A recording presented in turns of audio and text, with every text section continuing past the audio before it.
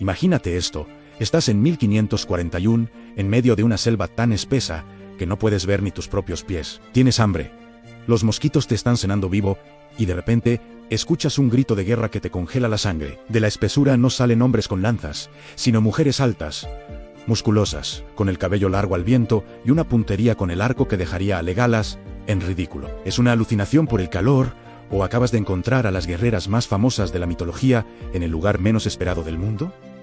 Hoy vamos a hablar de las Amazonas, pero no de las de Wonder Woman, o de las leyendas griegas con sandalias de cuero. Vamos a hablar de las Amazonas de verdad, las que Francisco de Orellana juró haber visto en las orillas del río más grande del planeta. ¿Fue un invento para conseguir más presupuesto del rey de España, o hubo una base real detrás de estas mujeres que hicieron temblar a los conquistadores?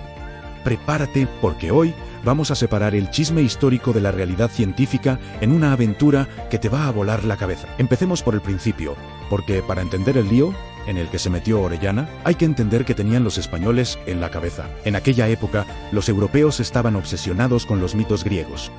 Todo el mundo conocía la historia de las Amazonas de Escil, esas mujeres que se cortaban un pecho para tirar mejor con el arco y que solo usaban a los hombres para asegurar la siguiente generación. Entonces, llega Francisco de Orellana, el primer europeo en navegar todo el río Amazonas de punta a punta. Su cronista, un fraile llamado Gaspar de Carvajal, escribe algo que dejó a toda Europa en shock. Según él, el 24 de junio de 1542 fueron atacados por una tribu donde las mujeres peleaban al frente de los hombres. Carvajal las describe como mujeres blancas, muy altas, con el cabello entrelazado y una fuerza sobrehumana. Dice que cada una de estas mujeres peleaba como si fuera 10 hombres juntos.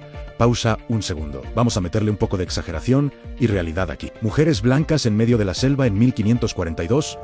¿altas como gigantes? Aquí es donde el chisme se pone bueno. Muchos historiadores dicen que Orellana y Carvajal estaban tan desesperados, tan mal alimentados y tan asustados, que empezaron a ver lo que querían ver. Es como cuando tienes mucha sed y ves un oasis en el desierto. Ellos tenían el mito de las Amazonas tan metido en el cerebro que cualquier guerrero con cabello largo les parecía una reina guerrera griega. Pero espera, porque aquí no termina la historia. Si todo fuera un invento, ¿por qué el río terminó llamándose Amazonas? Orellana se mantuvo firme en su historia hasta el día de su muerte. Y aquí es donde entras tú. ¿Crees que un fraile se atrevería a mentirle al rey y a la iglesia en una crónica oficial solo por diversión? La polémica está servida. Vamos al nivel 2. La ciencia entra al chat.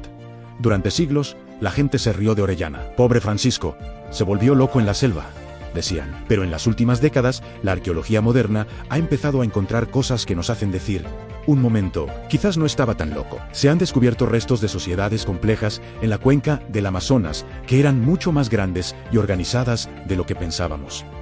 Y lo más interesante, se han encontrado tumbas de mujeres guerreras en las estepas de Eurasia y rastros de liderazgos femeninos fuertes en tribus de la selva. En muchas culturas indígenas de América, el rol de la mujer no era el de quedarse en la choza cocinando. Había mujeres que tomaban las armas para defender a sus hijos y su territorio. ¿Pudo Orellana haberse topado con una de estas tribus donde las mujeres tenían un rol militar activo? La respuesta corta es: probablemente sí, quizás no eran las gigantes blancas de los mitos griegos, pero sí guerreras feroces que defendían su hogar con una furia que los españoles, acostumbrados a las sociedades patriarcales de Europa, no podían procesar. Su cerebro simplemente hizo clic y dijo: son amazonas. Hablemos ahora de la exageración. Los cronistas españoles eran los reyes del clickbait del siglo XVI.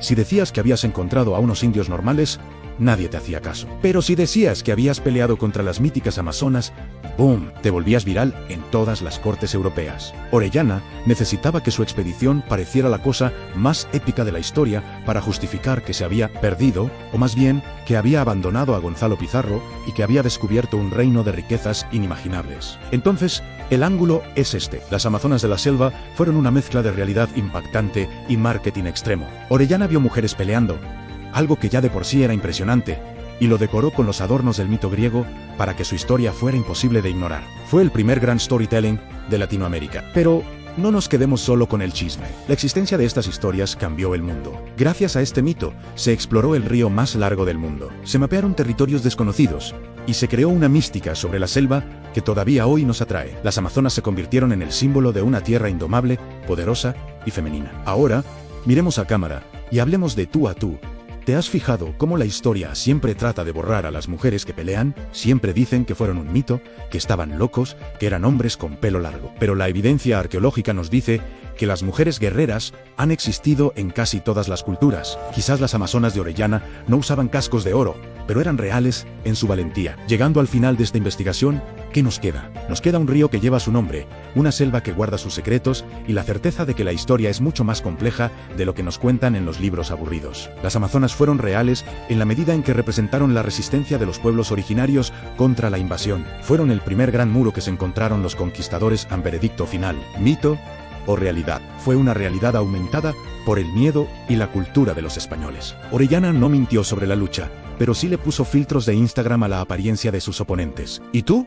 ¿Qué piensas? ¿Crees que todavía hay tribus en lo profundo de la selva que mantienen estas tradiciones guerreras femeninas? ¿O crees que todo fue una alucinación colectiva de un grupo de hombres con hambre? Déjamelo en los comentarios, porque quiero saber si tú también habrías salido corriendo al ver a estas guerreras. Si te ha gustado este viaje al corazón de la selva y de la historia, dale un like que se escuche hasta el Amazonas. Suscríbete para que no te pierdas nuestra próxima investigación y activa la campanita para que el algoritmo no nos trate como un mito olvidado. Nos vemos en el próximo video, exploradores de la verdad.